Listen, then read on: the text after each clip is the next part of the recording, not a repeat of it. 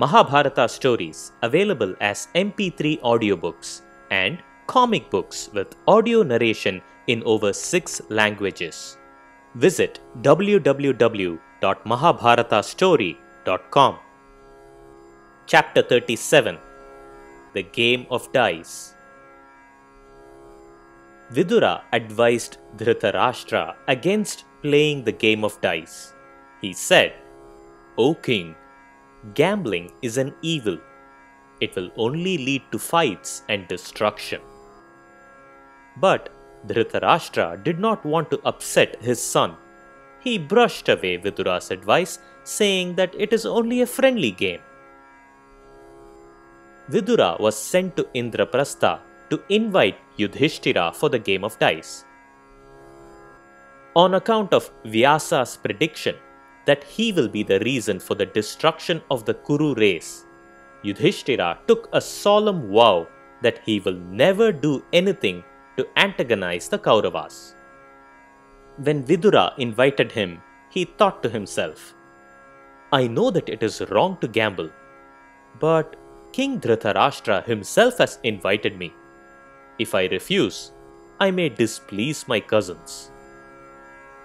Yudhishtira was in two minds, but in the end, he reluctantly accepted the invitation.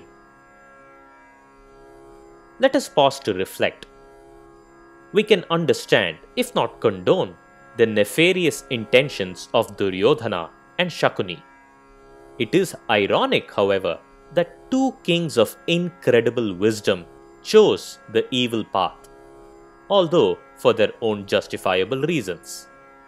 Dhritarashtra could have blunted Duryodhana's intentions. Yudhishtira could have politely refused. Fate often puts us in positions when we are tempted to choose the wrong path, like gambling. During those times, whether we listen to wise men like Vidura or choose to ignore them is directly related to how righteously we will lead our lives. The 5 Pandavas and Draupadi and Kunti, dressed in royal robes, rode in majestic chariots to Hastinapura. Once the Kauravas, Pandavas and the elders were assembled in the arena, Yudhishtira voiced his concerns. "O wise men, I accepted this invitation as I did not want to displease my elders or cousins. Gambling, however, is a sport that will lead to misery. I urge you to reconsider not playing this game." Shakuni retorted, "O son of Pandu, gambling is just like war. It is played with the intention of winning, which in turn provides satisfaction for the ego. If war is a part of our lives, then why not gambling? Do not be scared. Make your bet, let us play." Yudhishtira responded, "O Shakuni, once summoned, I will not withdraw. I have taken a vow to never refuse the wishes of my cousins, and I will play. Which of you will play with me?" Duryodhana replied, "O Yudhishtira, I will provide the wealth needed for the game. My uncle Shakuni will play on my behalf." Yudhishtira replied, "It is not proper for an agent to play the game on someone's behalf. But if you are adamant that this should be the way, so be it. Let us play." The game started. Yudhishtira first bet a beautiful pearl necklace. Shakuni rolled his dice and exclaimed, "Behold, I have won!"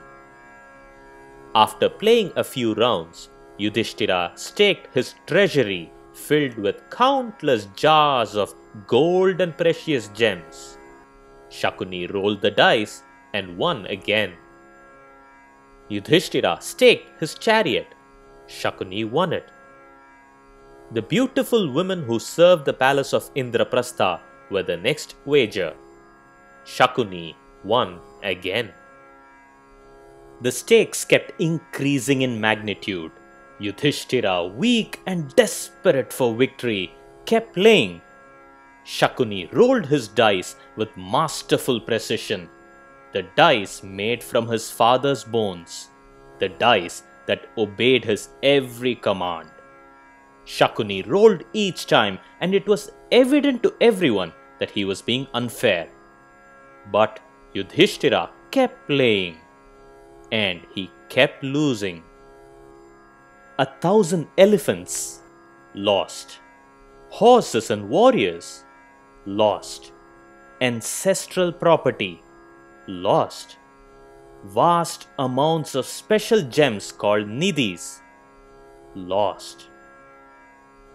Seeing this, Vidura told King Dhritarashtra, "O king, I implore you to listen to my advice. Duryodhana's mind is like a cunning jackal. If you let him continue this game, it will certainly bring his ruin. Do not be blinded by your love for your son. Know that he is wicked. Embrace the Pandavas. Stop this game." Duryodhana retorted, "O Vidura, you have always supported the Pandavas. Now that they are losing, you are supporting them. Who is stopping Yudhishthira from winning? Let him win back his wealth by continuing to play." The game continued. Yudhishthira staked his immeasurable wealth, his vast lands, villages, chariots, royal ornaments, even the very cities he owned. Every time Shakuni rolled his dice with a scheming grin. Every time he won. Once the last bit of wealth was gambled and lost, Yudhishthira desperately said, "O Shakuni, this is Nakula, my brother, the son of Madri. I stake him." Shakuni rolled the dice and exclaimed, "Behold, I have won over your brother." Yudhishthira bet Sahadeva and lost. Shakuni insinuated Yudhishthira, "I have won both sons of Madri, but I had no doubt that you would stake them. They are only your stepbrothers. Would you dare do the same with your own brothers?"